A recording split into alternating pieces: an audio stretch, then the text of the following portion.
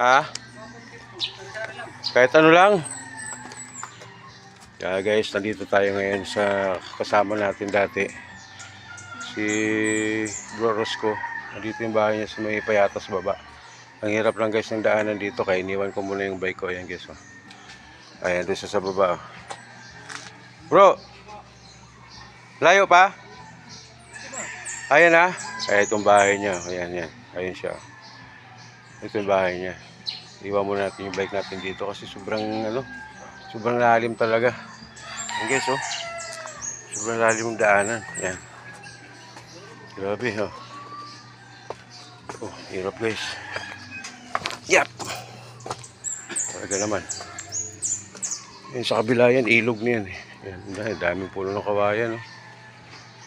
Ayan guys, oh. Yung bahay niya. Ayan. Tagal na ako din nakapunta rito. 2013 pa ata. 12, mga ganun. 2012. Yan sa kabila, mga bahay din yan guys. Dahil puno ng kawayan, eh. Hirap lang ng daanan dito. Ayan, oh. Paakyat pababa.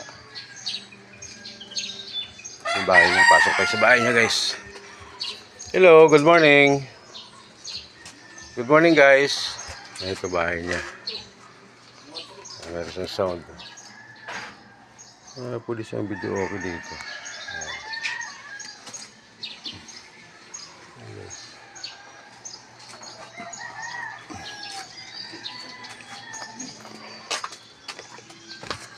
Yung motor natin, yung bike natin. Doon sa taas. Motor muna tayo guys.